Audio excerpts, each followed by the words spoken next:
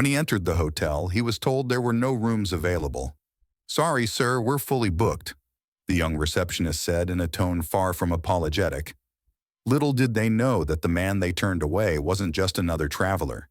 He was Curtis Jackson, better known as 50 Cent, the legendary rapper, producer, and entrepreneur, a man whose influence extended far beyond the music industry. The rain poured incessantly, as if trying to blur the line between sky and earth. Large raindrops drummed on the roof of an elegant black SUV as Curtis pulled up to the circular driveway of the Golden Horizon Hotel in the heart of Santa Monica. The soft golden glow of chandeliers shone through the glass walls of the lobby, illuminating the wet pavement and lending the hotel an aura of untouchable luxury. This was a sanctuary for the elite, a haven where weary travelers found not only rest but also status. Yet on this evening, the doors of this paradise were closed to Curtis. He stepped out of the car, adjusting the collar of his iconic black blazer embroidered with golden threads. His tall frame and confident posture exuded an air of unshakable power. The polished soles of his shoes echoed against the marble floor as he strode into the lobby. The fragrance of fresh roses mingled with the sharp aroma of espresso wafting from the adjacent cafe. Approaching the reception desk, Curtis greeted the receptionist. "Good evening. My flight was delayed, and I'm looking for a room for the night." His voice was calm and even, carrying a friendly undertone. The receptionist, a young man in his 20s with perfectly styled blonde hair and a name tag that read Michael, didn't bother to look up. His fingers lazily tapped at the keyboard. "Sorry, sir, but we're fully booked," he said, not even attempting to hide his indifferent smile. Curtis, maintaining his composure, glanced around. The spacious lobby was nearly empty. The only sound breaking the silence was the soft chime of an elevator. His gaze returned to Michael, his smile unwavering. "Really, not a single room available?" Michael finally looked up, his lips curling into a fake politeness. "Absolutely, sir. Everything is already booked." But before Curtis could respond, the revolving doors hissed open. A middle-aged couple entered, pulling rolling suitcases behind them. They looked tired, yet content, clearly expecting a warm welcome. Michael's demeanor shifted instantly. His face lit up with a friendly smile, and his voice became almost saccharine. "Welcome to the Golden Horizon. Let me check your reservation." The man in the couple shook his head, explaining they didn't have a reservation. "That's no problem," Michael replied enthusiastically, quickly typing on his keyboard. Within moments, he handed the couple a set of keys, offering them a heartfelt, "Enjoy your stay." Curtis observed the interaction, his calm expression subtly shifting. Clearing his throat, he drew Michael's attention back to him. "I thought you said you were fully booked." Michael froze, his confidence faltering for a brief moment before he quickly recovered.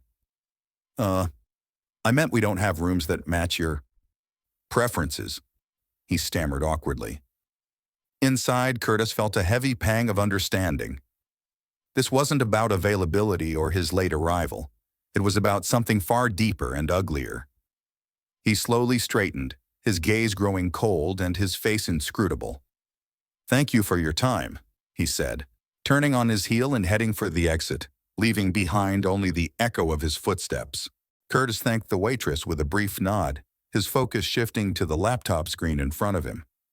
The rain outside served as a soft accompaniment to his thoughts, each pattering drop on the glass a reminder of the incident at the hotel. This wasn't just a personal slight, it was systemic injustice. And he knew he had the resources to do something about it. Opening his browser, he began compiling a list of local organizations and media contacts. The situation at the Golden Horizon couldn't go unnoticed. If they could treat him this way, how many others, less known and less influential, had faced the same discrimination? Curtis started drafting an open letter.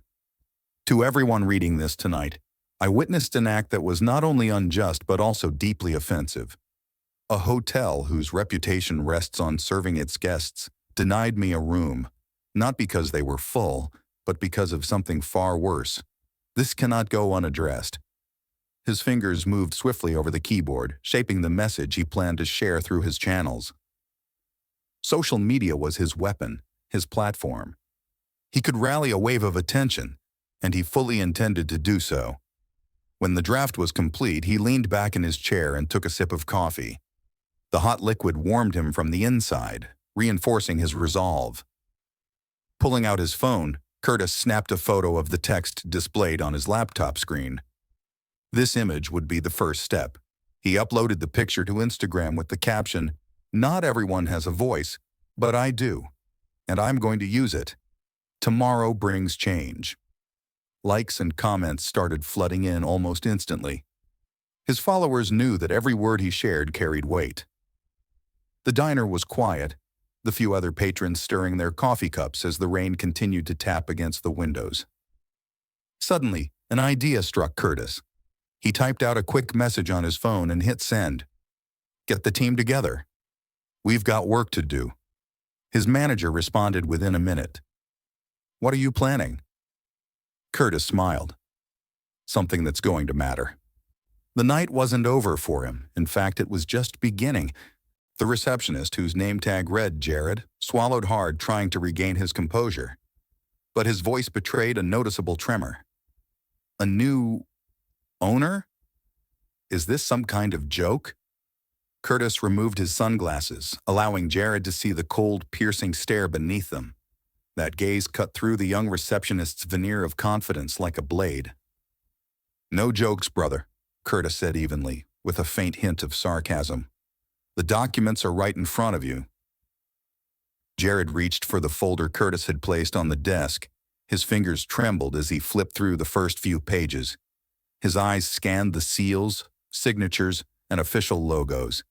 His face grew pale. I didn't know," he stammered, his voice now devoid of its earlier assurance. Curtis leaned in closer, his voice dropping to a lower, more commanding tone that carried even greater weight. "You didn't know? But it seems you knew exactly how to turn someone away without a good reason." Jared lowered his eyes, unable to meet Curtis's gaze. Around them, other staff members began to gather, drawn by the tension in the air. It was clear to everyone that this was more than just a typical guest versus staff confrontation. Curtis straightened, casting one last icy glance at Jared.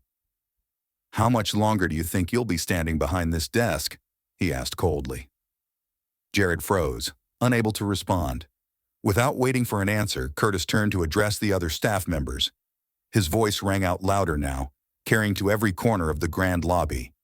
"My name is Curtis Jackson. I am the new owner of this hotel, and starting today, things are going to change." The room fell silent. Some of the employees looked shocked, others confused. A few showed faint glimmers of hope on their faces. "We'll start," Curtis continued, his eyes fixed firmly on Jared, "by making it clear that there is no place here for disrespect, discrimination, or deceit. This hotel will become what it's supposed to be, a place where every guest is treated with dignity." Jared opened his mouth, as if to say something, but Curtis raised a hand, silencing him. "You've said enough for one night, kid." At that moment, the door to the manager's office opened, and a tall man in a sharp suit stepped out, his expression puzzled as he took in the scene. "Mr. Jackson," he began, walking closer, "I'm the manager of this hotel. Can you explain what's going on here?" Curtis turned to him with the same steady confidence. "What's going on?" he repeated. "Change is what's going on. You and your team are about to hear everything. We have a long conversation ahead of us."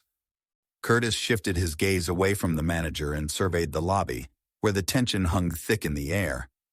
Taking a step closer to the gathered staff, his voice now carried a firm resolve, tinged with inspiration. "You know, I've seen a lot of places in my life. Some were grand and welcoming. Others made you feel small and insignificant. But I believe any place can become better if given a chance and worked on with heart."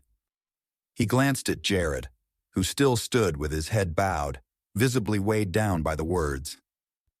"Mistakes don't define you, kid," Curtis said with unexpected gentleness. "They're just opportunities to grow. If you're willing to change." Curtis straightened up, his eyes scanning the faces of everyone present. This hotel will become a place where anyone, whether they're a traveler, a family, or someone just looking for refuge, will feel at home. And that's not just on me. That's on every single one of you. Together, we'll turn this hotel into an example of what true service should look like. A low murmur spread through the lobby. Some employees nodded in agreement, while others looked thoughtful. The manager, regaining his composure, finally responded. "Mr. Jackson, if you're willing to invest in this hotel, then I'm ready to do whatever it takes to support these changes." Curtis nodded. "Good, but this is more than just an investment, my friend. This is a new standard." He turned to Jared. "And you, kid.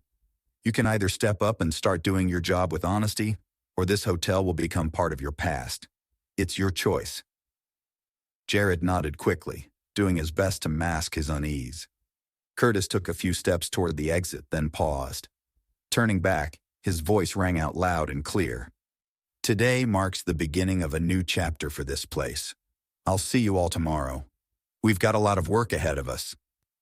Slipping on his sunglasses, Curtis allowed a slight smile to play at the corner of his lips before turning and stepping out into the light of a new day.